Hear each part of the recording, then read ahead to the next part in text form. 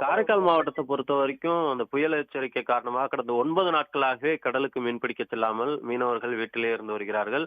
குறிப்பாக காரைக்கால் மாவட்டத்தைச் சேர்ந்த 11 மீனவ கிராமத்தைச் சேர்ந்த கிட்டத்தட்ட 600க்கும் மேற்பட்ட விசைப்படகுகள், 300க்கும் மேற்பட்ட ஃபைபர் படகு மீனவர்கள் தொழிலுக்கு செல்லாமல் வீட்டிலேயே முடங்கியிருக்கக்கூடிய நிலை ஏற்பட்டிருக்கிறது. குறிப்பாக மாவட்ட மீன்வளத்துறை அதிகாரிகள், மாவட்ட நிர்வாகத்தினர் கடற்கரை பகுதிகளில் மீனவர்கள் எந்த விதமான செயல்பாடுகளிலும் மீன்வளம் தொடர்பாக எந்த விதமான வேலைகளிலும் ஈடுபட வேண்டாம் எனவும் அறிவித்திருக்கிறார்கள். இருந்தாலும் காலையிலிருந்தே அந்த புயல் அறிவிப்பு காரணமாக காரைக்காலில் கடல் கடுமையாக சீற்றத்துடன் காணப்படுகிறது. குறிப்பாக ஆக்ரோஷமாக மண்ணடித்து அந்த கடலுடைய அலைகளுடைய வீரியமானது அதிகரித்திருக்கிறது.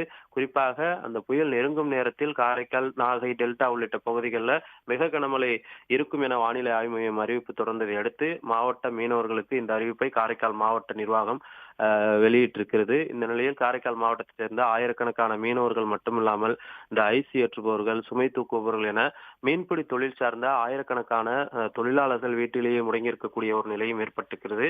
இருந்தாலும் மீனவர்கள் கடலுக்கு மீன்பிடிக்க செல்லாத நிலையில் காரைக்கால் துறைமுகமே வெறிச்சோடி ஆள் அரவம் இல்லாமல் காணப்படுகிறது. எனவே பொதுமக்கள் பாதுகாப்பு காரணமாக கடற்கரை பகுதிகளுக்கு செல்வது, செல்ஃபி எடுப்பது போன்ற எந்த விதமான செயல்பாடுகளிலும் ஈடுபடக்கூடாது எனவும் மாவட்ட நிர்வாகம் அறிவித்திருக்கிறது.